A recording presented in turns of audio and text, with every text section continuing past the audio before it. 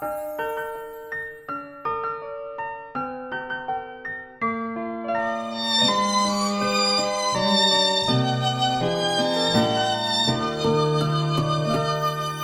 មតែជាមនុស្សទីដីហេតុអ្វីសំខាន់លែណាឈ្មោះអូនដឹងជាប់អោរាភេត្រាជាប់ក្នុងចិត្តពេលអូននៅឆ្ងាយពីបងបេះដូងក៏ក្រៀមស្វិនក្រុមពេលត្រូវការអូននៅចិនបេះដូងបងក៏ក្តៅ